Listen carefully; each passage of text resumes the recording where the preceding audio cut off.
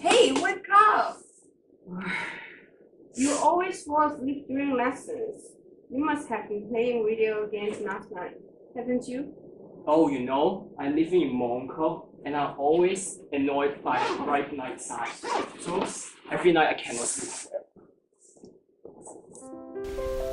Hong Kong is an international city, which is known as a sleepless city.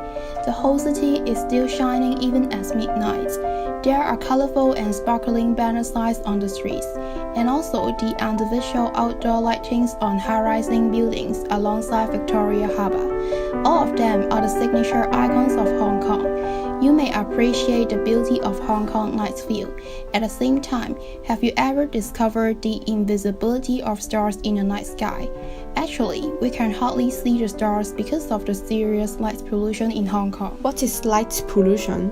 According to Hong Kong Night Sky Brightness Monitoring Network, night pollution is an environmental degradation where excessive artificial outdoor lightings from illuminated sidewalks, neon signs, street lamps, etc., negatively affecting the natural environment. Light pollution is mainly reflected in terms of light intensity or illuminance level, which is the total luminous flux incident on unit area of the surface. In order to investigate the light levels, the seriousness of light pollution in different areas of Hong Kong and the potential effects on people, we will conduct an experiment and an interview on both urban and rural area. And our hypothesis is that the higher the level of urbanization, the more serious is the issue of light pollution of that place. So let's start. In this experiment, we need a smartphone with a light meter app, which acts as a real lux meter for measuring light intensity of several districts in Lux, and a notebook for writing down the light levels measured, as well as some people who are willing to be interviewed and answer our questions. Firstly, we download and test a light meter app called Light Meter for the smartphone.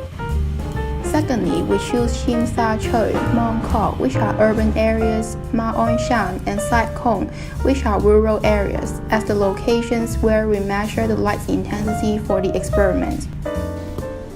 Then, we use the smartphone to measure the illuminance levels at various points in Tsim Sha Tsui, Mong Kok, Ma On Shan, and Sai Kung, close to and far away from the available light sources at different times of the day, both before and after sunset, that is at 3 p.m. and 8 p.m.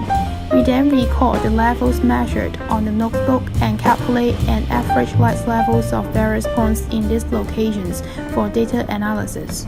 We are going to ask people in these districts about their feelings on the issue of light pollution in Hong Kong. Let's go! There's an awful lot of lights around here that are very colourful and all the buildings are lit up, so there is a lot of light pollution here. Yes, it is too bright. For example, the artificial lightings near Nehan Place are glowing everywhere. Not too bright, because cycle is not an industrial area. I think it is not a commercial area, so the artificial outdoor lights may not be so many.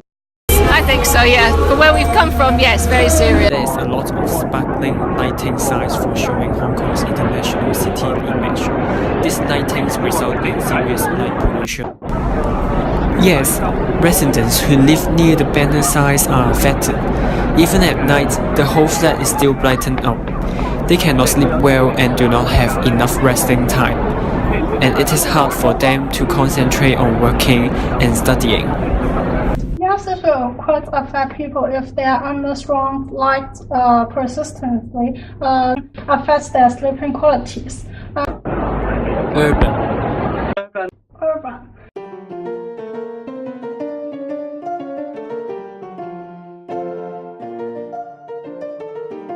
These are the data we obtained.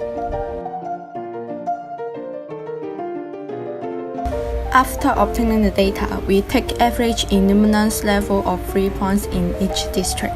This chart shows the measure of different districts at night.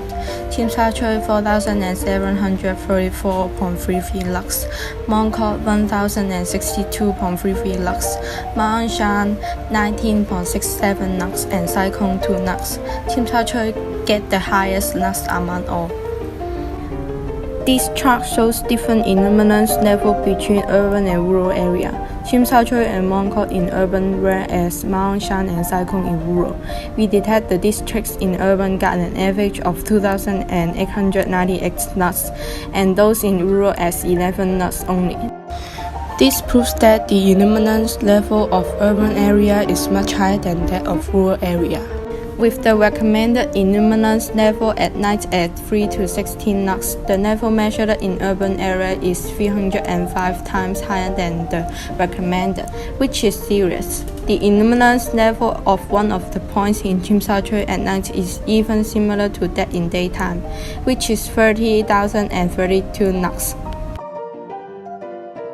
To conclude, the issue of light pollution of Tsim Sha Tsui in urban area is the most serious among all. Moreover, the illuminance level of urban area is much higher than that of rural area, implying that the issue of light pollution in urban area is more serious than that in rural area. With the above conclusion, our hypothesis is proved, and we can evidence that the higher the level of urbanization, the more serious is the issue of light pollution of that place. Light pollution adversely affects the health of human beings. Light seriously hinders the production of pineal melatonin, which is a hormone that helps you fall asleep and regulate diurnal and nocturnal vision. Therefore, serious light pollution leads to insomnia, potentially increase the risk of depression, headache, and irregular heartbeat. Exposure to light for a long time will cause eye strain and quick aging of eyes. It also disrupts the circadian rhythm, causing accelerated tumor growth. Besides, light pollution harms the natural environment and ecosystem. Excessive outdoor lightnings disturb daily physiological cycles of animals. For example, birds often die in collision with windows of buildings at night due to the brightness that blocks their vision. Moreover, the movement of organisms are affected. Animals like nocturnally migrating birds can be disoriented and entrapped by light at night. Once a bird is within a lighted zone at night, it may become rapid and will not leave the lightest area. It will even influence the ecological balance of the environment. To deal with light pollution, households should cut down excessive lighting and modifying the existing lighting system to be more environmental friendly, and replace the traditional light bulb by LED and CFL light bulbs.